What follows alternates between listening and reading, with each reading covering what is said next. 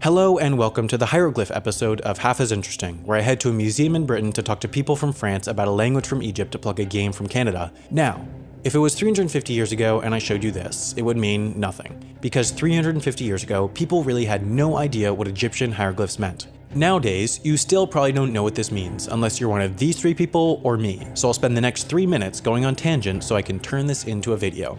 What you have to remember about Egypt is that it's really old. Cleopatra, for example, lived closer to the moon landings than to the building of the Great Pyramids, and no, I definitely did not steal that fact from Reddit. We're not 100% sure where hieroglyphs came from, but by the Ptolemaic period, about 300 to 1 BC, the written language had basically split into two: hieroglyphic and demotic. Hieroglyphs had existed for centuries, but at this point, they were mostly used by the elites and rulers as a form of official writing. Demotic was a much simpler writing system used by the common people, so most of the population couldn't even understand hieroglyphs. At the same time, Alexander the Great had conquered Egypt, so it was under Greek rule, meaning that Greek was the official language. Now to the French, or more specifically, this Frenchman, Napoleon Bonaparte.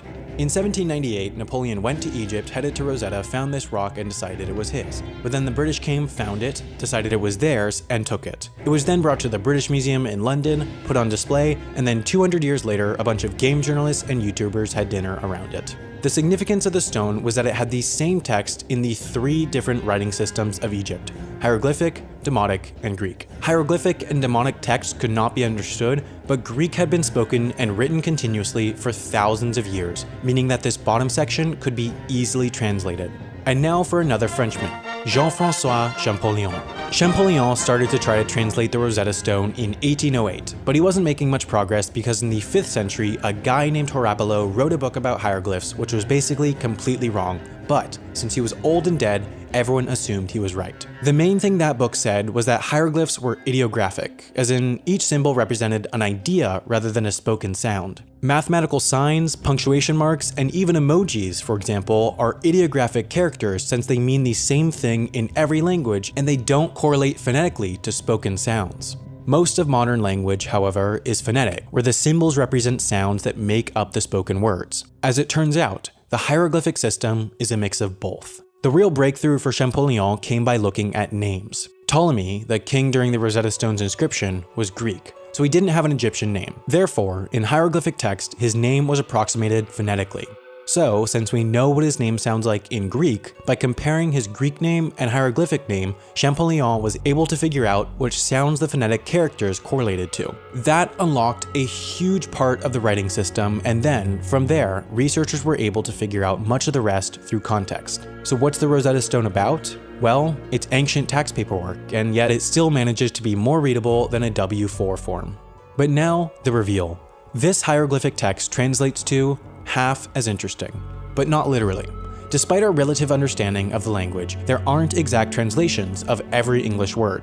And now for yet another Frenchman, but this one's alive. This means half, this means as, but the problem was interesting. That's Dominique Farou, professor of Egyptology at the Louvre. What he did to translate interesting was phonetically spell out Seba, the Egyptian word for learning. Then, since Seba is also the name of a star, he put the symbol for a papyrus, which means idea, to clarify he's not talking about the star. Then, he slipped this symbol in here because it's the logo of Assassin's Creed. Funny.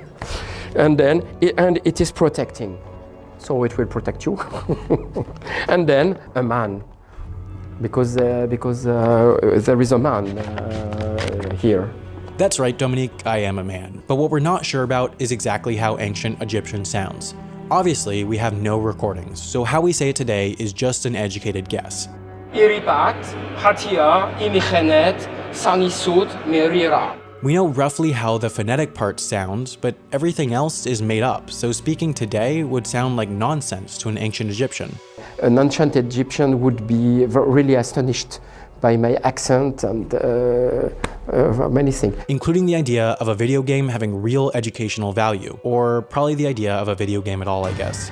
Assassin's Creed Origins comes out the day after this video goes out, and it's a pretty awesome game because they've completely and accurately recreated the entirety of Ptolemaic Egypt so that you can learn things. I had a conversation with their dev team, and it's clear to me how much pride they take in historical accuracy. They're even releasing a special game mode called Discovery Tour, which essentially turns the game into an interactive museum in ancient Egypt. So, if you like history and seeming smart and video games and learning things and me, make sure to check out the game with the link in the description.